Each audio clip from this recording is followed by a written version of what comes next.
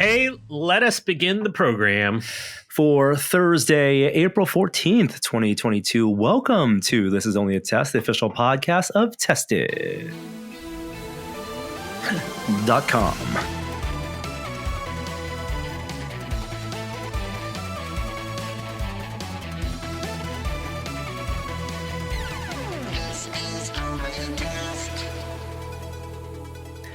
Hello and welcome to the podcast. This week we are doing another dual cast this week, but those of you watching the video, as I always say, will recognize we have the return to the show. Our sweet quiche, Kishore's back. Kishore, we missed you. I missed you. There is no we. Jeremy, I'm sure, misses you, misses both of us, but he doesn't get to talk about it on the podcast. I miss you. Welcome back to the show. It is good to be back. I think I've completely forgotten how to podcast. I don't know what to do with my hands. What do you do? What do you do with them? You got to frame your hands out, like Joey had framed his hands out. And the only rule to podcasting is like in Speed. If you stop talking for more than 5 seconds, the bus explodes. That's the only rule of podcasting. Okay. Keep it going. Oh, just one quick thing. Getting doughy with Joey is great. So good. Not enough people have watched that YouTube video. Just search it on YouTube, watch it. It's really good. You don't have to be super into all of the nuances of pizza making to enjoy the kind of heavy nerding out that Joey does in that video. So highly recommend it.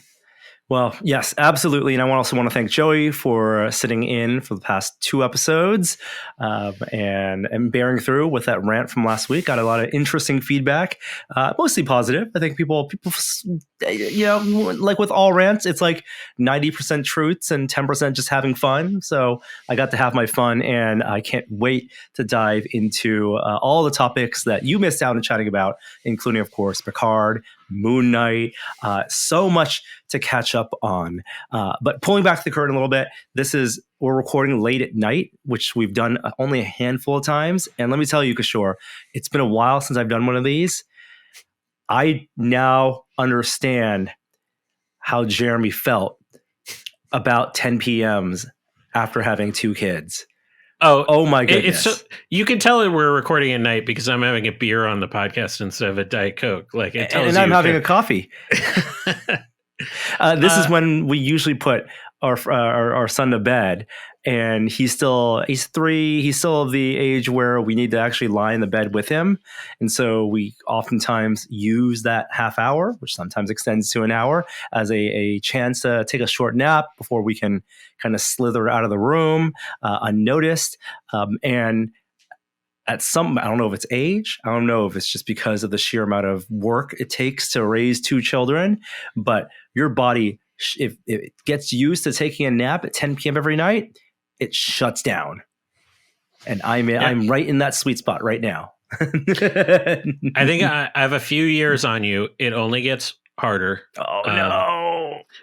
If you make the mistake of taking a nap past a certain hour, just forget about it. It's like Gremlins. You just don't make that mistake. And then don't ever get wet after midnight, after you reach 40. Forget about it. Yeah. It has been a couple weeks since I've been gone. I want to, just on a serious note, the reason I was gone is my father passed away, and I was attending to a number of things. I briefly tweeted about it, and I received a lot of incredible messages of support from loyal listeners to the show and tested members and longtime tested contributors. And I just want to say thank you to everyone that reached out. It's an understatement to say it's been a really challenging time. But I do feel heartened by all those incredible messages I've received.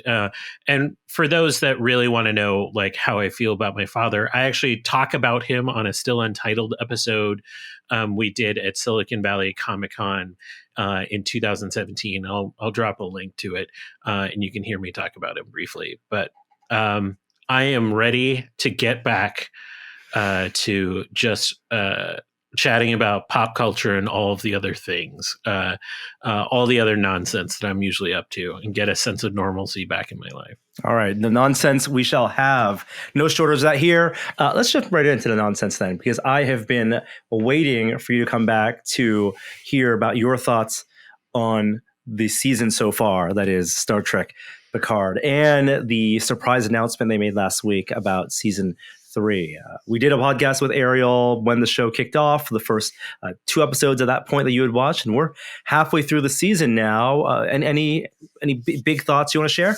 Oh, I've got some huge thoughts. It's okay. Like, it's fine. Better than the first season? It is way better than the first season because it actually has a singular arc that it's trying to cover. And it has 2 underlying mysteries to it. You have, us trying to figure out what this isn't much of a spoiler. The Borg Queen is involved in the show. We're trying to kind of figure out what her motivations and what she's trying to do. There's kind of a subplot there. And then there's the mystery of what is happening with Q. But it's not trying to do a lot more than that. There's a couple other like subplotty threads, but it's very TNG in that way, where there's the B story happening off to the side. I thought it lost its way in like episode 3 going into 4 when the characters were all kind of separated. The buddy cop and adventures, when the characters right? were separated, they tried to tell all of their stories at once. They layered on a lot of social commentary in that, which is fine. That's part of like Star Trek, ethos to have social commentary. But it was all like a little, like you could feel like the unfocused kind of happening, and they've slowly brought it back together.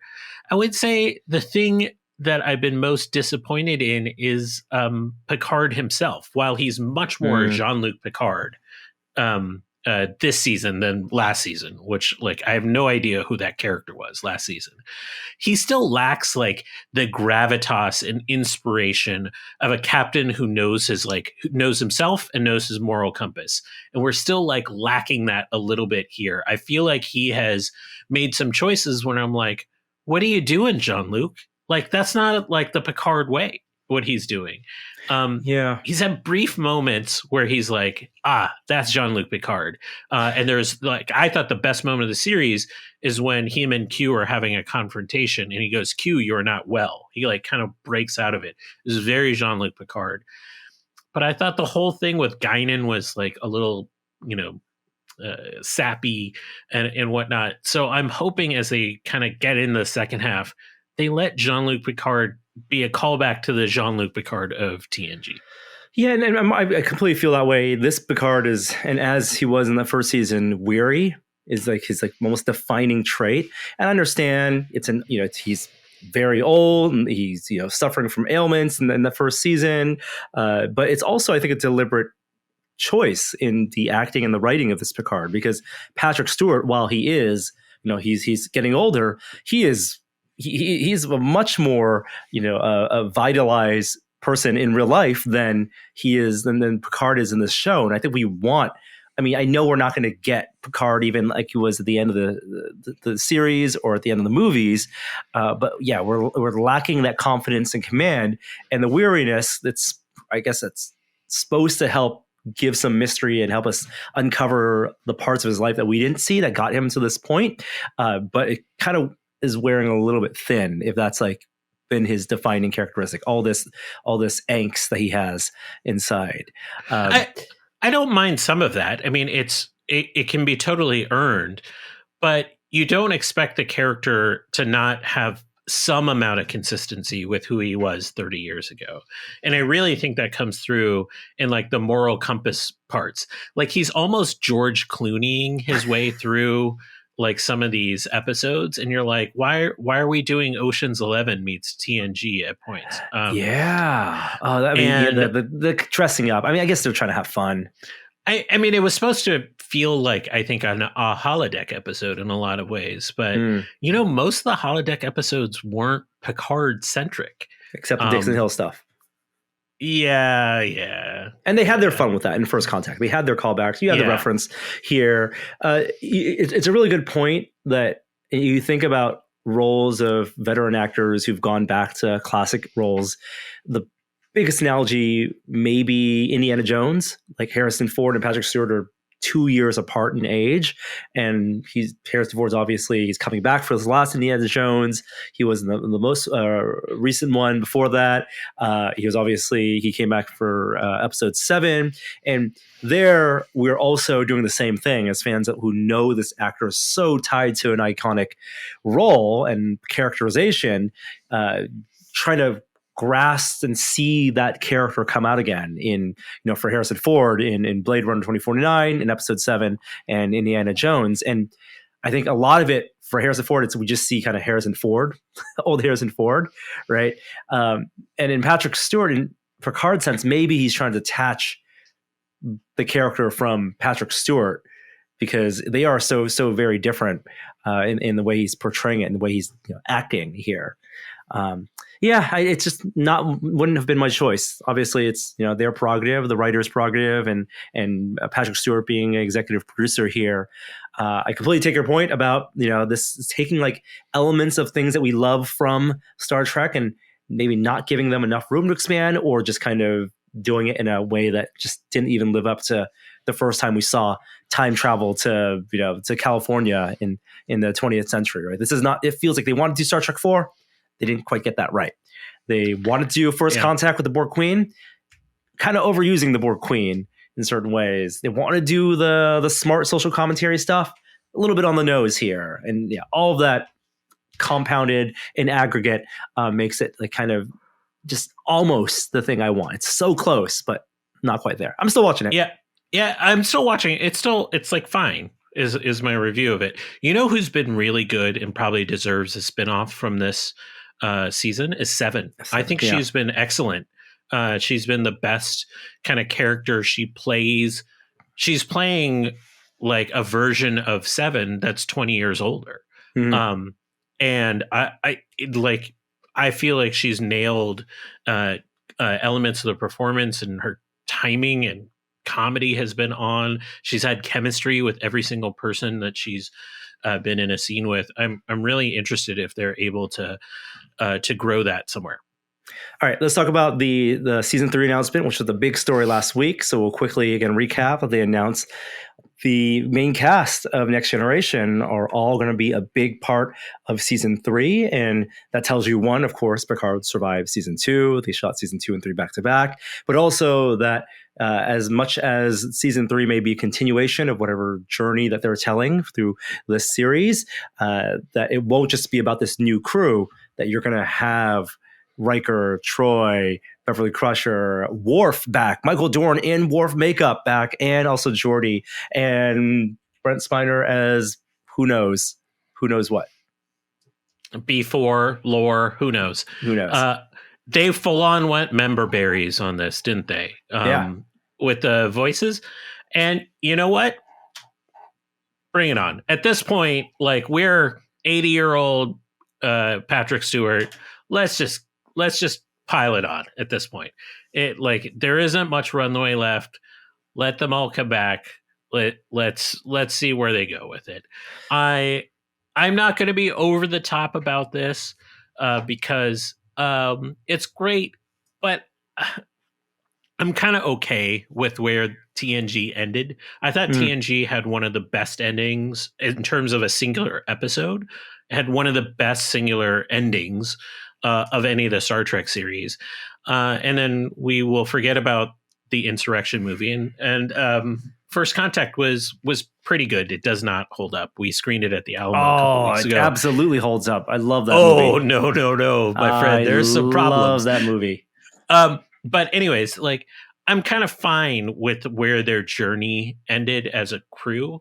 So I don't need this. But at the same time, they had such good chemistry together at the end. And if they can recreate some of that chemistry, I'm all for it. I just hope there's a story around them that makes sense. Yeah. Yeah, that's going to be a challenge. And how much of the current casts from season 1 and 2 they want to carry over. The speculation being that some of these casts may be set up for spinoffs. Do you feel like that's a reasonable take if, CBS keeps wanting to spend money on Star Trek shows on Paramount Plus? You said Seven as potential someone you'd want to see spun off. And who else? Like, I'd love to see more Stargazer, Rios. I think he'd be really fun to do something about his crew, a different kind of captain. I feel like we've seen his style of captaining, like the rebel captain who doesn't follow the rules. Like he is the Mel Gibson from Lethal Weapon of captains. So I don't know. I'm not particularly captivated by him. I kind of liked Elnor, who basically just got written out of the show. Poor Eldor.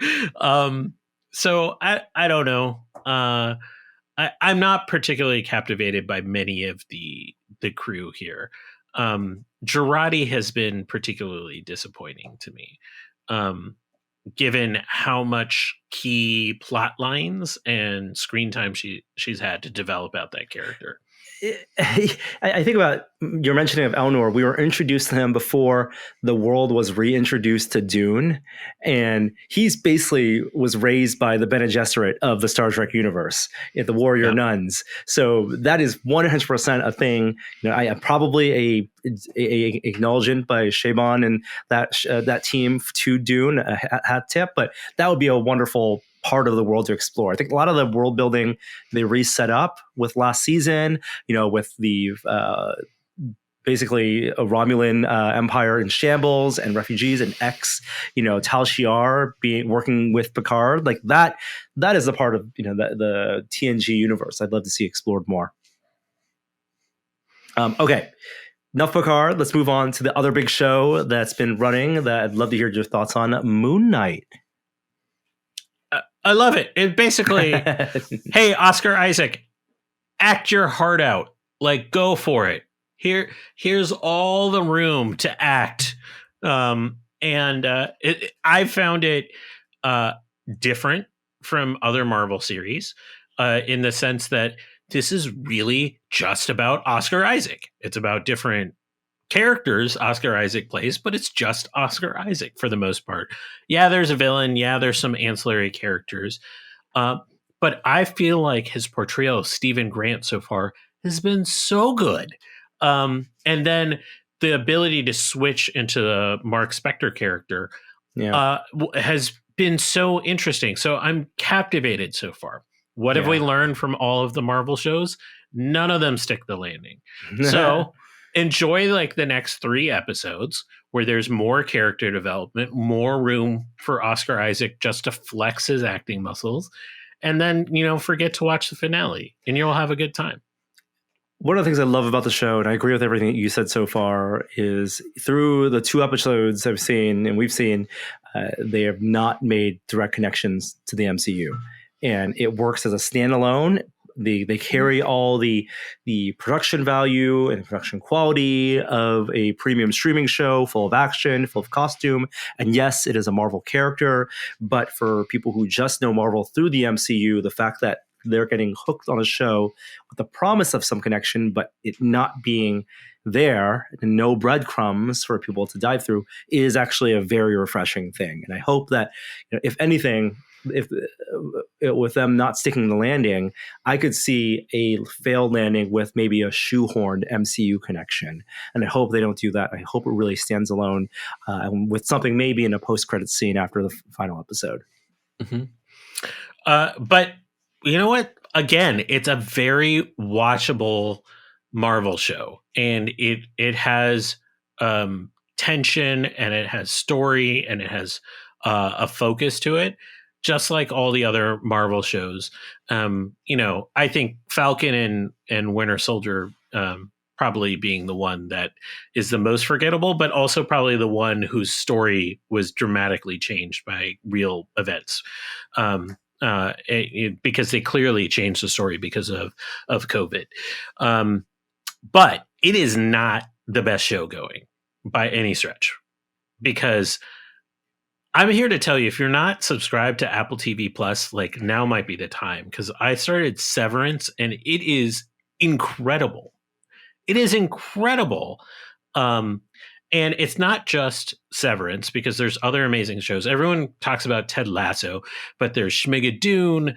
There's oh yeah, that's Coda the, was good. Yep. I wouldn't list Coda as like one of the best films I've seen in the last 10 years, but it's a really good film. So there's like content on there that is just like top tier good stuff. And Severance is just so different and unusual, and tells what I find so interesting about Severance. And this isn't much of a spoiler. It's like Severance is kind of about Apple and the culture of Apple.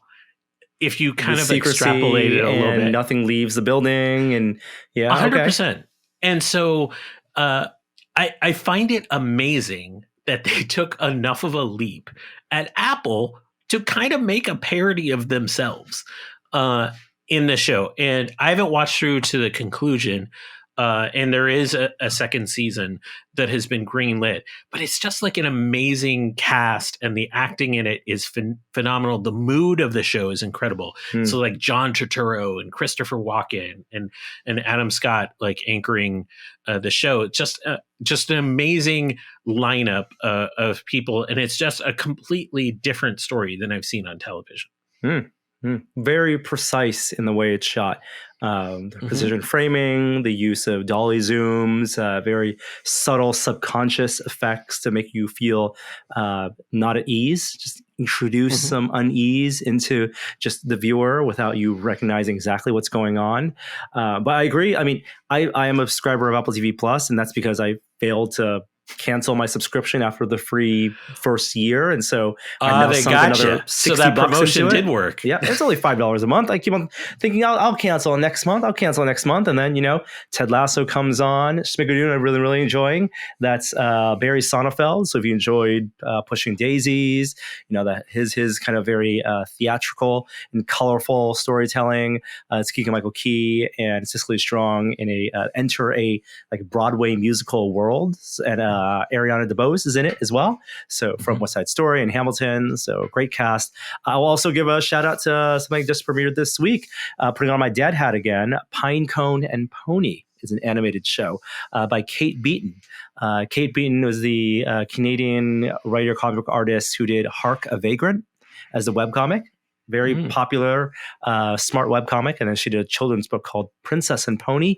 Got picked up by DreamWorks, and it's now Pinecone and Pony as an animated show. Our kids love it. It is great, and we enjoy it also. So some recommendations finally for Apple TV Plus, and also For All Mankind Season 3 coming. I've heard great things. I haven't seen the show yet, so neither have I. Yeah. But on the list. Yeah, on the list. All right, let's move on to some news and some tech stories. The biggest tech story, I don't have a PlayDate. I got no PlayDate, Kishore. Why me no PlayDate? So the units have shipped. And for those that don't know what we're talking about, PlayDate is a handheld retro gaming device that launched as a crowdfunded pre-order hardware device about 18 months ago. Did it launch? Gosh. Maybe 12 months ago. I've lost track. It definitely suffered from pandemic-related shortages in terms of its shipping dates. But finally, some real units are out in the wild, and we've seen some early unboxing and not quite reviews, but getting close to that. These are review units. Yeah, so influencers, YouTubers, reviewers, hardware sites, gaming sites have gotten access to their review units. The software isn't final yet, so most of the games haven't been loaded, but the reviews apparently are going to be dropping next week, Monday at 1 p.m. Pacific, I believe. But people were able to show the packaging, and it's not just a crowdfunded console. The whole premise behind it, Panic, that made it, is that it's designed with inherent limitations so that game developers are challenged to make fun games with not only a monochrome screen of a small aspect ratio and size, but with a limited buttons on the front and a crank. What type of games can you get with an analog crank?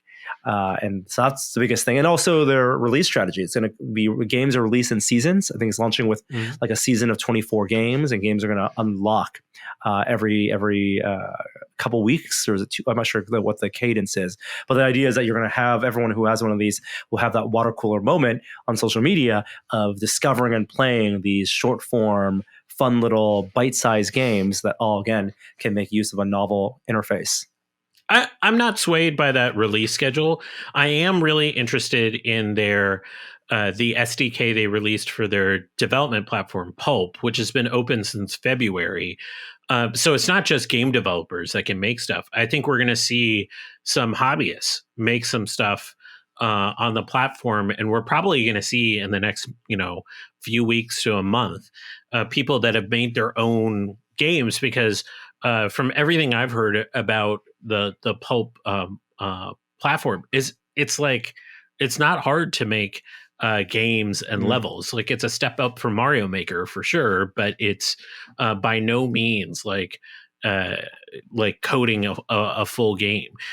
So I think we're actually going to see some like really interesting stuff emerge from the fan community.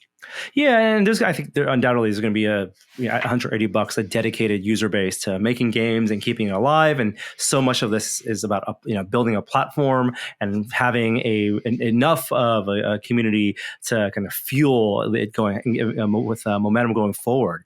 You see a lot of that in like the Steam Deck community, which is now just over a month old now. So presumably thousands of people have Steam Decks out there. I don't know the exact numbers, of course, but Valve has done so many software updates, and people have done some really cool things with the Steam Deck and sharing exactly how to tap into the latest versions of Linux Proton to play games at better frame rates and optimizations, and sharing those settings and creating these Flatpak files so you can have very streamlined emulator support. And people have been doing all sorts of crazy hardware stuff too.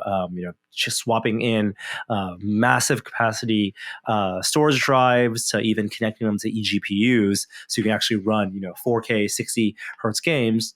Not because it's any practical reason that you ever want to, but because, again, it's a PC, so they're going to try to push it and try to run it.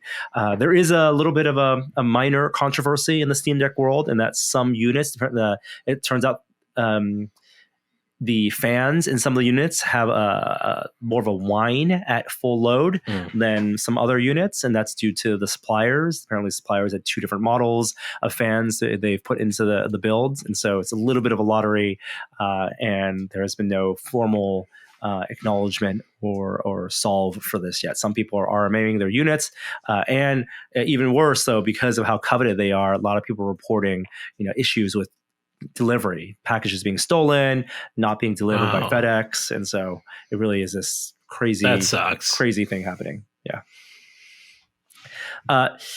Speaking of, well, I don't even know how to get to this part, but crazy things happening in San Francisco. Did you hear the story about the driverless car with no driver, the Ichabod Crane, or what is the headless horseman of cars that got pulled over in San Francisco?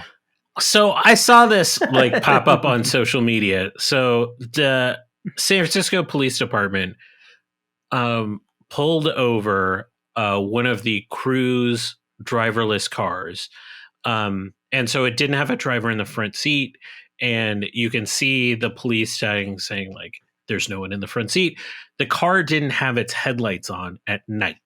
And so the cops had a reason to pull it over. This isn't the first time a driverless car has been pulled over. It's been years, but it's happened pretty famously. It's more of a viral thing than it is I think an overarching issue. We haven't heard from Cruise yet, as far as I know, of what the malfunction was. Like, why didn't the car have its lights on? We're assuming that all of that is automated within the car. I mean, first of all, who has a car these days that doesn't have the auto detection for lights coming on anyway? So I don't know if there was just a sensor that failed in the car or whatnot. This is a nothing burger. It's like a social media moment. It's not a big deal at all in my world. The funny thing is that the car was indicated to pull over, and then because of the way the software is reading the traffic, it didn't know necessarily that it was pulled over. It just thought there was a stoplight, and then it resumed and it sped away. It ran away from the cop before, again, pulling over a couple hundred feet after. So this is just like, these are the small instances that they'll have to program for. And as novel as it may sound for folks who don't live in the Bay Area, like, these type of cars are everywhere. If you live in San Francisco, you see so many cruise vehicles, so many Waymo vehicles, most of the time with people in them, but it's also a place where they're allowed to test autonomous cars with no active driver. Yeah, I like, for what it's worth, I think it actually detected that it was pulled over correctly. So I'll be interested to hear more from Cruise when they come out with more information about what happened. But from what was described, it like pulled over and then like went through the light. You know, Cruise indicated that it went through to get to a safe spot to actually pull over. But it was doing this without a driver, right? So somehow it recognized that it was being pulled over. So I'm actually more curious about how that works. We haven't heard much about driverless cars feature and how it tells that a fire truck is coming or an ambulance is coming, or in this case, a cop car is trying to pull it over, and how it responds to those situations. But so I'll be curious to see what Cruise, what they release as more information around this. Hey everyone, before we continue on this week, I want to let you know that This Is Only a Test is made possible this week from the Stack Overflow podcast, which you should check out. Wondering which skills you need to break into the world of technology or level up as a developer? Curious about how the tools and framework you use every day were created? The Stack Overflow podcast is your resource for tough coding questions and your home for candid conversations with guests from leading tech companies about the art and practice of programming. For 13 years, the Stack Overflow podcast has been exploring what it means to be a developer and how the art and practice of software programming is changing our world, as I'm sure it has been changing in their industry as well. The show dives into topics that matter from a listenership of developers, tech enthusiasts, and educators of all stages of their careers at this moment, and provides tangible tools and conversations about the infrastructure in tech right now. With new episodes twice a week, the show dives into topics like Web3, code security, cloud infrastructure, and how AI can solve real-world problems, and more. Listen at stackoverflow.com/podcasts or at any major podcast platform. Now back to the show. Switching gears to 3D printing, there was an interesting story that came out this week. Anker, the maker of USB hubs and chargers, is now moving into the filament 3D printing space with the Anker Make M5. So it's hard to get excited about an FDM printer right now, right? Okay, especially you. It's hard to get you excited about an FDM printer. And I'm going to try. And I'm still not too sold on it. I know FDM printers are super useful for certain things. I wish I had. I run mostly resin printers. I do have one FDM printer here, but there are certain types of prints that absolutely benefit from FDM printing. Completely acknowledge that. But there are also so many of these models out there, and there's so many great models out there from Anycubic, from Prusa, their i3. EnderPro is great too. Exactly. So like there's inequality. It's like almost you would think of it as a solved hardware problem with minor improvements in terms of the extrusion heads, multicolor stuff still being figured out, and and then you've seen like the evolution. We've followed the evolution over the past 10 years. What Anker is promising here, and Anker Make as their sub brand is promising here, is 5 times the print speed, which is their big flagship feature, as well as a bunch of like nice to haves, built-in webcam, built-in time-lapse feature, remote monitoring control. But this 5x speed thing is a little bit crazy.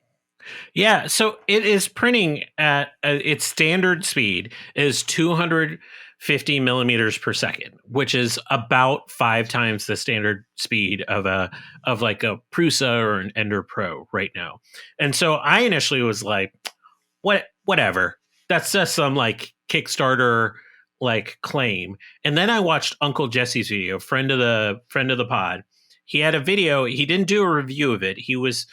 And the video was sponsored by Anker Make. He got an early unit and he printed on it. And one of the things he really kind of went through is like, how much time does this actually save? So even though it prints 5 times faster, you don't save 5x time. Mm-hmm. So it doesn't cut by 5x. But he did like a 14-hour print of like a Batman bust. Yeah. And it cut down by like 3 hours on it. That's not... and, you know, he showed the prints side by side versus prints from other machines. And you could see it was of similar, if not better quality than other FDM printers. And if it can shave hours off your print time, could it be worth it? Maybe. Now, the problem is it's a Kickstarter right now. They said they're going to make the product regardless. So I think you're going to get it. It's a pre-order system. Sure. Yeah. Units are shipping in November. And they initially said like when Kickstarter launched, you could get early bird pricing at like $500, which is on par with like, you know, other makers. But those are all gone now. And now, like, I think you can only get like a $650 version, and they think the MSRP is going to be like $750. Yeah. Now, like, you're basically at like a premium product compared to most of the other FDM printers out there. But if you are looking for speed, maybe you're actually like using these like semi-commercially, like maybe you have like a, you know, an Etsy shop or something. Maybe this could be worthwhile. I'm interested in the in how the software functions. I think it's probably not done yet. And even Uncle Jesse indicated like he had some feedback for them around the software, just some quirks in it overall. But a faster FDM printer for about the same price, I think that's actually kind of interesting argument to be made. Yeah. You know, the way they're getting the fast speed is the way they're driving, you know, the XYZ axis, right? So you have you have Z and Y. So vertical and I guess left and right, or depending on the gantry, and then you have the actual build plate itself on an axis on that moves, and they're moving that build plate at pretty aggressive speeds. And so one of the concerns is as the print is working, and as you know, if the calibration tolerances aren't tight enough, and the build plate is moving at these fast speeds, you're going to get a lot of print artifacts and failures potentially at a top of a print, depending on how high your print is. So low profile things may work best, but high print objects, tall objects are where you may knock a print over and not make the most out of the fast moving axes. Yeah, and then they're going to have to, like, the fans near the extrusion nozzle are going to have to like be really effective at dissipating that heat at those kinds of speeds. So I am not suggesting that you go out and pre-order this. We don't know enough about it. No one's actually reviewed it. All those kinds of caveats apply here.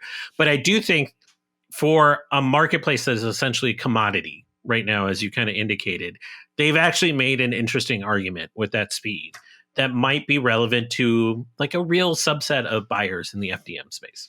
Yeah. If you want to see FDM printers really moving, there are a few YouTube channels of folks who push the speed of all the axes, and these printers zoom. They look like they're time-lapse videos, but they're being played in real time. They basically move as fast as like traditional paper printer heads, just like slide and back and forth. The prints don't look great, but the benchies still come out in one form or another. But they're really pushing the limits of how fast these stepper motors can move and still extrude plastic out at the same time and heat the plastic out at the same time. There are two things here in terms of how companies launch products that are worth mentioning that are kind of practices. They've been the norm, but I don't think they are necessarily the best consumer facing practices. One is the use of Kickstarter for products that they're going to launch as a pre-order system. Like they are taking probably less money than if they did their own pre-order system, but they get the benefits of the Kickstarter platform. But it's essentially a pre-order, and the $500 early bird pricing, which is what's going to make the headlines, is so limited, and in some cases inflated, because the moment they press the button, it's all taken up by friends and family or internal folks. It's all like there are these like tricks and levers that companies have kind of tuned in as to game the system to give the illusion of high demand, or the illusion of the market forces saying that this is a viable product, when it's all it's artificially done, right? And that's real unfortunate. The Kickstarter is not going to do anything about it because they take the money no matter what. They're going to get a cut. They're making their 10%. What do they care? Yep, exactly. So it's like companies gaming Amazon reviews or Yelp reviews. It's like the same thing. It's really unfortunate way that the systems are designed, so it requires users to the extra step in the research and not take a lot of these things for granted. Just because a company has raised X amount of dollars in their campaign so far, or reached their goal in a certain amount of time, these things can all be faked, right? To some extent. And then the other thing is them partnering with YouTubers like Uncle Jesse for early previews and first looks at a product, and then quoting that content as review content, which isn't what he agreed to, and which was what happened in this case. And so that's become a whole kerfuffle. That has been part and parcel of like the Kickstarter economy for a long time now. The disappointing thing, as you note, is like Anchor's a real company. Like they're not just starting, so they shouldn't be doing that crap. I agree. It's also, I've just come to accept it because it's been part of like what Kickstarter's felt like for years now. Yeah. We'll move to one bad trend to one good trend. We talked a couple weeks ago, over a month ago now, about the Steam Deck and Valve working with iFixit. It's become an official supplier of components, and even Apple opening up some of their products for third-party repair sites, and now Google is doing the same with their Pixel phones, and iFixit will be a distributor of genuine Google parts, individually and in kits later this year. That's pretty good. Yeah, I mean, so this is following off the heels of Samsung being the other company that made a similar deal with iFixit. I saw an interview with Kyle from iFixit, and like he's just basically like, yeah, the ball's rolling down the hill now. Like, this is happening because they're not just saying, yeah, repair it if you want. They're selling the parts. So these companies are putting skin in the game. Yeah. One would think, because they see some additional profit being possible beyond the kind of goodwill that comes from doing this. I say more. Let's do it. Like, big players are down. Let's keep it rolling. I still, like, the cynical part of me says not that many people are going to take advantage of this.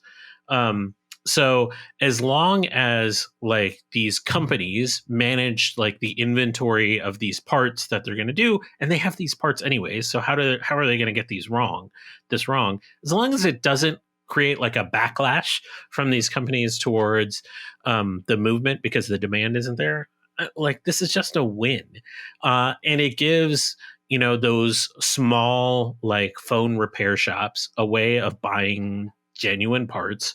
And I think that matters with things like camera lenses and batteries. I'm not sure it matters so much when we're talking about like cases or like, or like some of the other elements. But when it comes down to it, there's nothing bad that I feel like is going to come from this outside of just not many individual users are going to take advantage of this. And we've talked about the motivations of this before. It's not just competition. It's not like Google saw Samsung and Apple doing something similar and they're doing this. Like, one, they are trying to get ahead of legislation and trying to get ahead of regulation, whether in the EU or stateside, that's going to force the issue, like even with like removable batteries being a thing that's going to happen in the EU, and Apple certainly not wanting that. But if they're going to want to sell their phones, they're going to have to adhere to some of that regulation. Companies are trying to get ahead of what they see as a really, and when Kyle's saying the ball's rolling downhill, it's that awareness, that movement, and it's a popular thing. It's what the voters care about, and it's an easy win for politicians to regulate in this way. Two, I'm sure they got liabilities signed off on by the legal team, so they have enough faith in the ecosystems, the aftermarket ecosystems, and the fine print is there as such where they're not liable. And from Google's perspective, they're not making money off the hardware. It's they make money off the platform and the ads, and so it's like a drop in the bucket for the type of the money making stuff, which is a little different than on the Apple side because they are in the business of selling new phones. Remember, you always said this. They're not selling hardware; they're selling service. Yeah, a absolutely. service, right? Yep. The phone is a service now, so repair it all you want. That's not how they make their money. Mm-hmm. Yeah, and I've said this on the podcast before, and it's happening, right? All the rumors of the Apple subscription plan, of them expanding to phones being, your pay $100 a month or whatever it is, right? To get your bundle of storage, phone, watch, whatever, one free upgrade per year. They would rather people pay that and then be all in for, in aggregate, thousands a year, which may be cheaper than buying the components individually, but they lock you in for that subscription plan and get you into all the ecosystem. Then there's right to repair, which obviously would support, but I think there's also a bigger movement in not just the hardware support, but the software support as well, because so much of this hardware is dependent on not just software running, but how well software can run, and there's no auditing of that right now, of latest hard software being compatible and running smoothly, and some of that I assume is by design. The slowdowns. You know what I secretly hope this leads to, and it's such like a flight of fancy. I always read the iFixit teardowns as soon as they come out of a new product. I hope this leads to 0-day iFixit teardowns. Why not? You've cut the deal with iFixit already. Why not have them tear it apart from the get-go? You get extra press and buzz, and we get to actually see the innards of the product the day it comes out. I mean, they were kind of doing 0-day iFixit teardowns. It was a day or two later. Yeah, sure, a day or two, and. But now it'll be official. They can pre-do this and take their time instead of doing how we know Kyle at iFixit does it, which is as soon as he gets his hands on it, tear it apart. Right. And send the chips to the X-ray. Yeah. But because so many of the teardowns aren't just about, the repairability, which I think is the more actionable perspective, but it's also kind of this kind of dissection of product design and the choices that were made that led to the product, which is less about the repairability, and it changes the focus into these kind of nuanced hardware choices, in how they're designing their chips, to what components they're choosing, and a lot of that in aggregate creates the user experience, but individually can be, I think, from the hardware manufacturer standpoint, distracting to the story they're trying to tell. Yeah, I get that. I just imagine what would happen if iFixit has 2 weeks to do that teardown instead of 5 hours, which is how it usually goes. Yeah, I mean, I look at the teardowns that Gamers Nexus did for the Steam Deck, and all the incredible scientific, and they worked with Valve, right, alongside Valve, to look at all these performance curves for cooling, and that's fodder for people like us who want to dive into that. But just like these repair kits, it's a lot of effort for, we don't know how big of a, compared to the global marketplace, how many people are actually going to be interested in that. Mm-hmm. Yeah. Okay. Last couple bits of tech story. Do you still wear a Fitbit, Kishore? I don't wear a Fitbit. I kind of like, I'm abandoning the Android ecosystem, and now that Fitbit's part of Google, like they've drawn my ire at this point. By the way, that day is coming very close. Oh, really? Where I'm leaving. Blue bubble life. Yeah, it's time. It's time. But Fitbit finally announced they got FDA clearance to do AFib monitoring, which is atrial fibrillation, basically a irregular heartbeat, something that impacts millions upon millions of people across the world. The Apple Watch does this already. And what was really intriguing about this is like, it's great. No one's really complaining that this is happening. Fitbit released a study that indicated they correctly diagnosed this about 98% of the time, sends an alert to the person. What's really interesting to me is there was a study done by a social scientist at UCLA that looked at, okay, Apple has been doing this for a little while now. What do the users that get this notification actually do? Because you would think if you get a notification from your Apple Watch being like, you might have a irregular heart rhythm, what do you do? The interesting thing he found is atrial fibrillation is a bigger deal if you're older, like if you're above 50, because it leads to increased risk for stroke and whatnot. And the treatment for it is to put you on a couple sets of blood thinners so that risk of stroke goes down. And what they found in the study that was super interesting is that the majority of Apple Watch users that were getting this notification were younger, because that's who's buying Apple Watches. And so they don't qualify for that treatment regimen, or the treatment becomes kind of a question mark amongst the doctor. So the value of the notification actually comes into question altogether. So a lot of the studies that have been out have largely focused like, is this accurate or not? Are they getting the right diagnosis? But one of the more interesting questions that is actually going to appear is not how accurate is the diagnosis, but what happens to the people that get this notification? And now that we'll have a larger ecosystem with Fitbit coming online, I'll be very curious if they see any differences versus what we've seen in Apple Watch.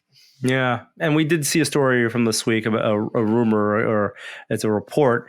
This is Apple is trying to incorporate blood pressure monitoring in its Apple Watch, but that may be delayed because of them not happy with the consistency of results. And so much of this, I'm not watching The Dropout right now. It's another show. Shit. But your blood pressure on a watch cuff didn't work. Yeah. I mean, that's it's so much of are like echoes of Theranos in like the magic one device that will, not cure your ailments, but at least diagnose your ailments. And there's no way around the tried and true ways of detecting, over long periods of time. And, that's the one benefit of the wearable device like this, is that they do have data over time. But there's almost so much you can get from it on your wrist. I hear that. What is going on in the VR landscape? It's been so long since we've had a proper VR minute on the show.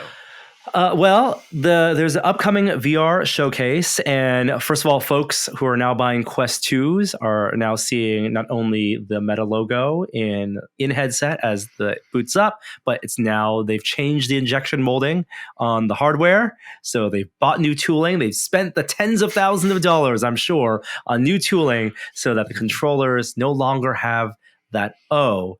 They now have the Meta squiggly line, whatever you want to call it. So the brand move is it has been inevitable, and so many. I mean, we're both NBA fans, and we're gonna see it. They've Facebook is famously, or Meta's famously, advertised heavily Quest on NBA. So I'm sure as playoffs kick off, we'll see a lot of Meta Quest ads and branding on the sidelines, or even the Just hardwood. A quick aside: have you tried to watch sports on your Quest lately? I've done it a couple times. I used to watch. Intel had I think it was with NBA TV, a partnership where that was terrible. That 3D stuff wasn't great. It's a challenge. It's a challenge for 4K. 4K sports, right? The whole production pipeline has to change for this stuff to work, and to do it in real time is even harder. To film something in stereo 180 and then recreate it and broadcast it in a seamless way to make it comfortable to watch. I mean, didn't Meta had that Foo Fighters show that was right, and that was pre-recorded, and that was still a big, it was a clusterfuck.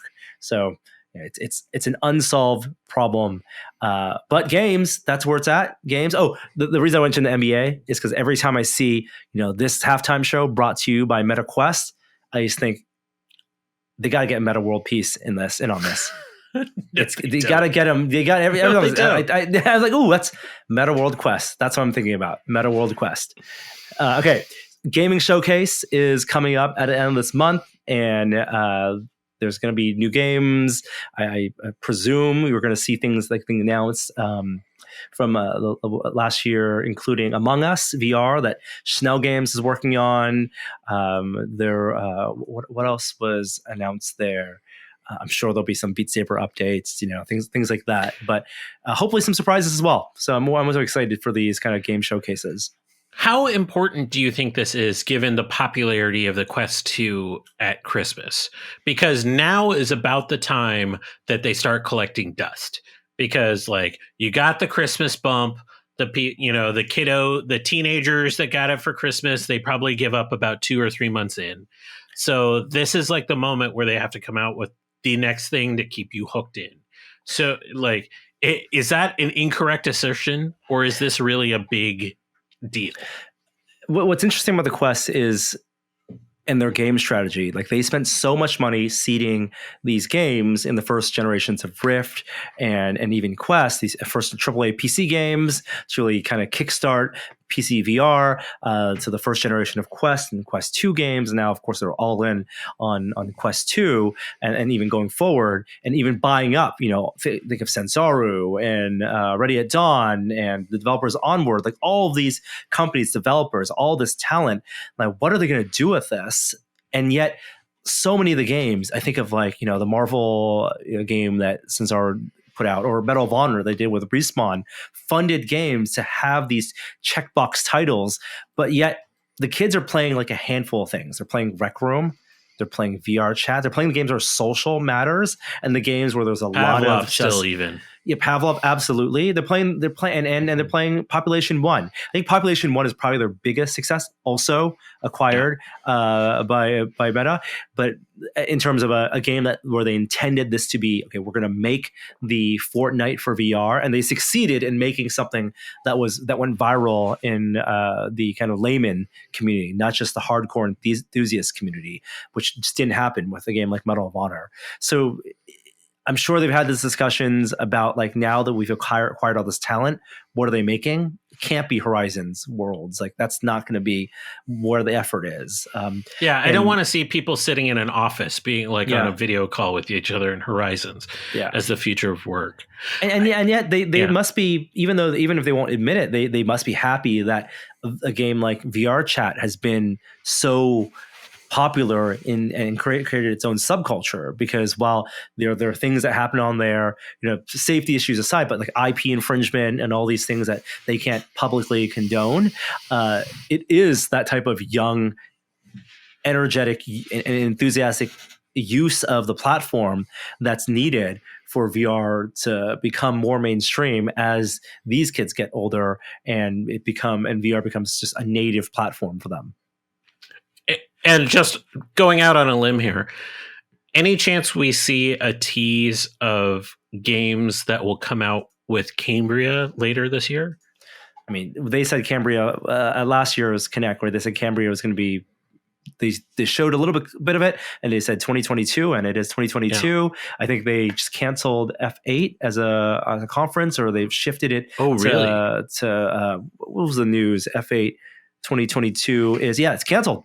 It's canceled for this year as of last week. So if Connect last year was this kind of realignment, changing the company name, right? Over this big focus in creating this massive buzzword in the metaverse. That's this year's got to be a product and software. Yeah, you got to think Cambria is going to launch at Connect whenever that is, like September, October. Yeah, and that's why I'm wondering in this game showcase, is there going to be just like the one more thing and we get a tease of something coming out? It feels early, but I don't know. I think they're more interested in keeping the people who, bought Resident Evil 4 Quest 2 being happy, and because that sold so well. That was, again, being a huge success in converting, a beloved franchise into a new medium, into a new format. Yeah, I wonder how much we see. I always keep an eye out how much they push exercise. Especially since they bought Supernatural however long ago, because that is the other thing besides like social experiences like VR chat that I think is a success element for this. That seems it's not a flash in the pan, but it seems so much driven. I'm sure there's data that it's a consistent fad. Yeah, like that's why that's why Shake Weight exists, is because true. But the advertising seems so focused on this other segment of users. Like people are buying this hardware just to do this one thing that is very fad-like. That's very, your 8-minute abs, but in VR. You're seeing the wave of the Peloton, subscription-based service being this massive, global business model, and incorporating that into the VR space. But it's so different. Like you see these ads. I don't know if they're running them anymore. Of like, VR isn't just for gamer nerds. Like literally, that's what they say in the ads. I thought VR was just for gamer nerds. I'm not. Do I look like a gamer nerd to you? No, I'm a hip exerciser. Like, okay, sure. They got to cast a wide net, right? There's enough. There's enough. It's a big tent. Right, there's enough room here for all types of VR users. I tell you what, I will buy you a Coke if they say hip exerciser in the games. That tells you how late it is as we're recording this podcast. Words are coming hard at this point in the night. I did want to end a little bit of VR talk on this fun bit. So Bill Gates, Bill Gates tweets a lot. I assume through a proxy. He's not like Elon Musk, right? Buying Twitter, tweeting, right? That's another thing you missed, not being on the show these past couple of weeks. Right? I'm good with missing that one. Yeah, I'm pretty good too. I'm glad I missed that drama. It would have been the perfect time to deploy Elon's shower thoughts. Sure, I think we retired the segment, but being Twitter's largest shareholder seems an awful lot like an Elon shower thought. Just putting it out there. Anyway, switching gears to Bill Gates, there's a tweet that Bill Gates says, I recently had a chance to check out some of the latest devices and experiences in augmented reality. It was a lot of fun to see how far the hardware has come.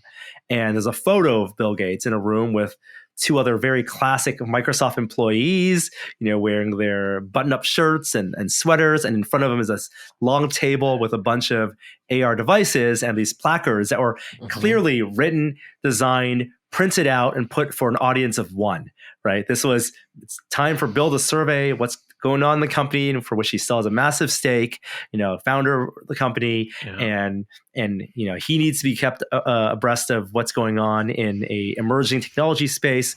And so this team, who's maybe working on HoloLens, maybe not, has to come up with, here's what the competitive landscape looks like. And it's really interesting to see things ranging as far back as Google Glass.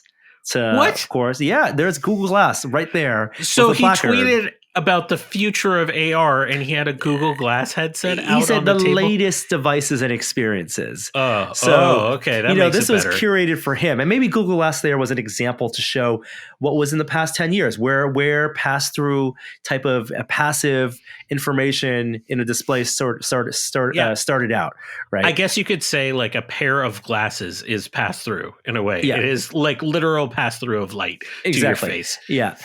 And in the picture, there's like an engineer or someone on the team like explaining devices. I doubt Bill Gates put any of these on, right? I think they were just told to him. And like you got to imagine if like you're let's say you work at Microsoft, you're on the XR team, and someone's telling you Bill Gates is coming by next week, and we got to show him the state of AR hardware. One, you got to go out there, and if you don't already have it in the labs, you got to get this hardware, which they don't have all of it. They have Magic Leap 1, but there's no Magic Leap 2.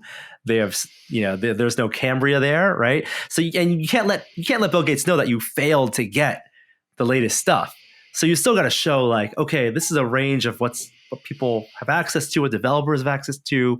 What's the goal of this conversation? Because you got to inform him enough that he's going to tweet about it, right? It's his credibility as a technologist, as a futurist on the line here, and you got to be Q. You got to be Q to Bill Gates. I just like putting myself in those shoes and imagining what I would have done, because this is an impossible task. I hate to tell you, Norm, I think that event was about the tweet. I think the tweet was written before he even went into that room, and they just waited to attach the photo. I think that's how that works. Yeah, it was like on a schedule. Bill Gates to check out AR technology, a tweet associated about checking out AR. The thing that they should have done from the social media management standpoint is said, I saw some cool stuff. I saw some even cooler stuff I can't show you, right? Microsoft working on it. You got to sell the company a little bit, because HoloLens 2 there it's still a couple years old now at this point. Yeah, I'm not sure. Using Bill Gates, who's the embodiment of the Steve Buscemi "Hello, fine kids," is really the way to go here for AR. Anyways, I mean, I think what you say there is an important fact, that so often and I think it goes with Elon Musk as well. Like, so often we and when I say we, I say in a broader sense, the mainstream media, the people at large put so much stake into what these titans of industry say, and assume that just because they had an influence, and yes, Bill Gates has an incredible mind and has done so much for the world and was a huge part of and the reason we compute the way we do today, but you can't assume that that's going to extend those insights are going to extend to technologies he's not using or interacting with or supervising in development on a day-to-day basis. Yeah, please don't take this as any sort of slight towards Bill Gates, but Bill Gates has never once in any interview I've ever seen expressed any interest in VR or AR. So it'd be strange for him to say anything about it. So I mean, like, the more interesting news is that like Epic said they're going to invest like $2 billion into developing stuff in the metaverse. Like, that's the thing that should make news, where you're like, what are you putting your money into? Like, 2 billion is a fancy number to get headlines, but what are you actually doing? And there's ways to kind of poke at that kind of stuff that I think is actually intriguing. This is a fun tweet. Yeah. Yeah. At least he didn't use emojis in the tweet. Or say metaverse in the tweet, which has been said even by Satya Nadella in past recent keynotes. Everyone's adopted the language and the buzzword. One of these days, Bill Gates is going to shitpost on Twitter, and I'm just going to have to end it right there. I'm just going to have to retire from Twitter immediately. Yeah. 2 thumbs down. Hey, Netflix has 2 thumbs up now. I wonder. I don't think the eBird estate gets any of that. They're not calling it 2 thumbs up. They're just showing the icons. Leaves me a little bummed. Yeah. All right. That does it for the news this week. A little bit of housekeeping on the site. We're doing a live stream with Adam. Actually, by the time you listen to this, live stream will happen. But Adam is back from some recent travels, so we're getting back into the groove of bi-weekly live streams, answer questions from tested members and patrons and premium subscribers and supporters. So thank you out there for continuing to do that. I have some reviews on the horizon. So testing some new resin printers as well, a new one from Anycubic, the M3 Plus, as well as projectors. I'm on a projector quest right now, Kishore, and maybe we'll save this for a future episode. But I want to talk to you about projectors. Yeah. Let's get on the projector quest. I also really want to recommend, like, Adam kind of unboxed the Razer Quest from HasLab. Yes. I really enjoyed that little video, and getting to see one of those HasLab products, like, up close and personal. As somebody that is waiting for his Galactus. Currently. Oh my God. I regret not backing that Galactus. I got no space for the Galactus. I got no space for the Razor Crest. I'll tell you this. I'll give you a teaser, listeners out there. Both Adam's and my Razor Crest are currently completely disassembled. Content to come. We're in the process of upgrading them. Ooh, okay. They are completely taken apart. Yeah. I thought you meant you were gonna do like a scene from The Mandalorian where the Razor Crest blows up. No, we went full Jawa. We're swapping out components. Yeah. Disassembled properly. Yes. Some parts improperly. So you should have built a full Naboo fighter from it, and then you would. That's a good looking ship. All right, that does it for this week's episode. Kishore, it's so good to have you back. And we'll bring on some other guests next week and in future weeks to fill in a third seat. Let us know. Yeah, if you have suggestions, please throw them out our way. I think we want to see friends of Tested, extended family, interesting people in the makerspace come on every now and again. So if you have suggestions for us, tweet at us, leave a comment on the YouTube video. We'll definitely work to have some of them on. Awesome. And with that, we'll leave you with an outro. This one, pre-episode 500. I think you'll like this one, Kishore. Again, good to have you back, everyone. Thanks for listening, and we'll see you next week. Bye. Hi there, I didn't see you. That's it.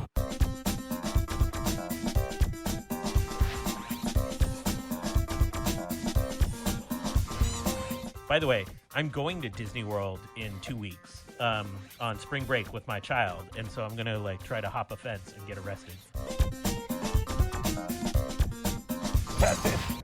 Why was I hopping a fence at Disney World? That doesn't make. Oh, Galaxy's Edge wasn't open.